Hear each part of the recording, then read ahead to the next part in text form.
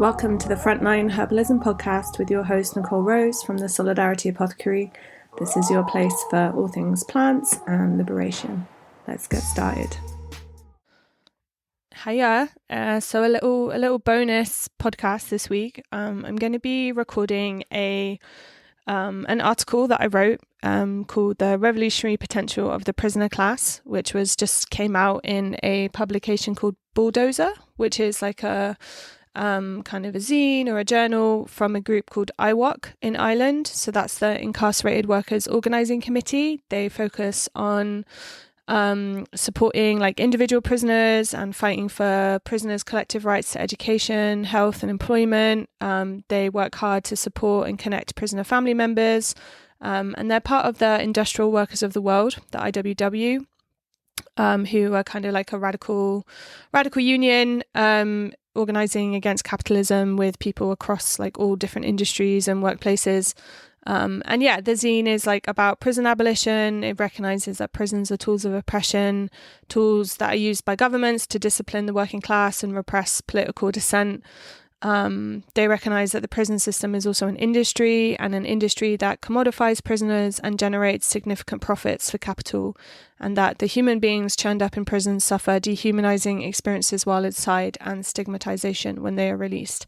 And yeah, I don't know if my friends in that crew are like anonymous people or put their names to things, so I'm not going to say their names, but I'm just going to say that I adore them and they're amazing comrades. And yeah, I'm really excited to get back over to Ireland sometime because obviously pandemic put a stop to that. I studied in Ireland with the plant medicine school, and my granddad's side of the family are all Irish, so there's this kind of like emotional connection to the land there and like the people there and all their different struggles. And I'm really excited about this Bulldozer zine. It's really nice. There's some really cool articles in there by different people in prison and like former prisoners.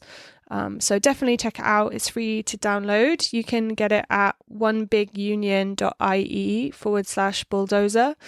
And I've also put this article that I'm going to read on my website as like a separate thing. Feel free to share it wherever you like. I'd really appreciate people's feedback.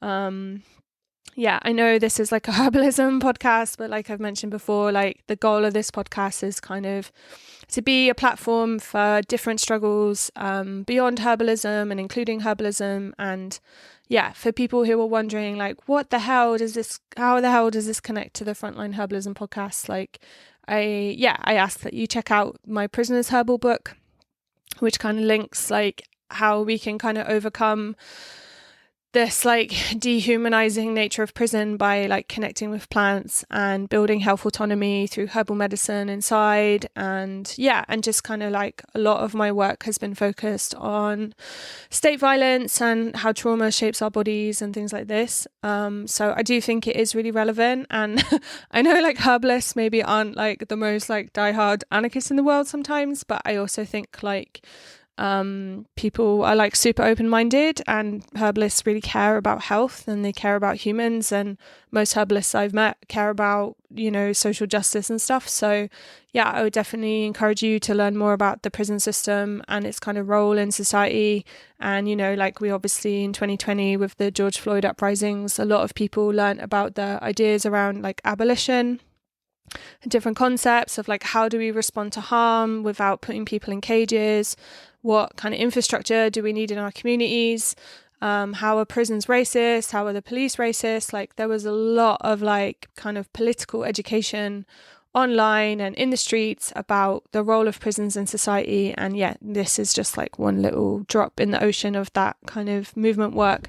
So enjoy. And I will be back next week. I can't remember which plant is next on the list, but it will be another one from the Prisoner's Herbal.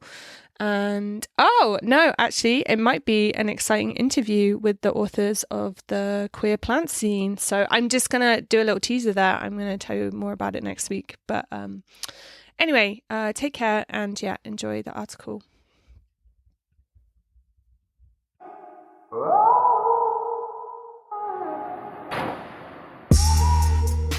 In October 2021, after a workshop about herbalism and PTSD with a group of ex-prisoners in Glasgow, I felt inspired to make a meme. It said, "The prisoner class has the most revolutionary potential, change my mind."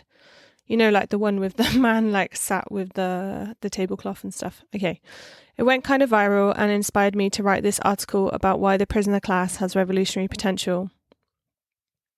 The revolutionary power of the prisoner class is not a new concept. George Jackson wrote, "The sheer numbers of the prisoner class and the terms of their existence make them a mighty reservoir of revolutionary potential. Working alone and from within a steel enclosed society, there is very little that people like myself can do to awake the restrained, potential revolutionary outside the walls. This is part of the task of the prison movement." That is part of the task of the prison movement. A close friend of mine in prison and I were once chatting about probation officers, solicitors, social workers, offender managers, prison officers, police, and even middle-class comrades who feel like social workers, like we are projects or people to fix or save. We talked about the injustice of everything and how most reforms are just not going to make a fucking difference at all. Her words stayed with me. She said, "It's all got to go. We have to start again." The local revolutionary potential of the prisoner class. When you're in prison, when you are seeing the extent of state violence, the ease at which it is inflicted, and the brutal obviousness of how it is classed, racialised and gendered, you have no hope for Jeremy Corbyn or liberal ideas of reform. There is no trust or investment in politicians, no hope for participating in some kind of quote-unquote civil society. All the energy it takes to radicalise people, to make them see that this system is rotten to the core, isn't needed. People who have been in prison know. They know with their bodies, their families, their lives. It is because of this lived experience of oppression that the prisoner class has revolutionary potential. Prison takes everything from you, so you feel like you have nothing to lose anymore. For prisoners who are doing serious time, or for those who have families, which is a lot of them, they may self-regulate their behaviour or limit their organising because things like parole are weaponised against them. But compared to people without a history of imprisonment, you're already fucked and excluded from the workplace. You've already had your kids taken off you, you've got no chance at a career or even access to many higher education programs. You're already facing huge stigma from society and will have a bad character reference anytime you end up in the dock again. I've tried so hard to build up my life since prison, but self-employment has been the only option, and of course it is precarious, low paid, without a pension, and completely resting on your ability to work and your physical and mental health, which prison also destroys. So compared to privileged populations who are often pacified by the comforts and luxuries of capitalism, the prisoner class by default may lean towards resistance and rebellion. We've seen this with the Bristol riot in March 2021 and how many of the defendants, having grown up in the care system, having been in prison before and living with a hatred of the police due to their life experience. How can we support people harmed by the prison system? For many of the Kill the Bill defendants who have been in prison before, they've never had political support in the same way. Getting posts from comrades all over the world, being supported financially, having their names shared worldwide as people who fought back against the police. What is the revolutionary potential if this comradeship is extended to people behind bars in general, those whose lives have been destroyed by the criminal justice system? The global revolutionary power of the prisoner class. Prisons have always been a hotbed of struggle around the world, from the Kurdish freedom movement to the Black Panthers. Zakina Jansis, a Kurdish revolutionary imprisoned in Turkey for many years, wrote, "Prisons are a battlefield." They have been sites of organising, education, strikes and more for decades. We cannot forget that prisoners keep each other alive through collective care too, listening to each other, sharing resources, giving emotional support, etc. These forms of resistance are often less visible than actions like hunger strikes, but they form a vital part of daily resistance to conditions that build power and solidarity.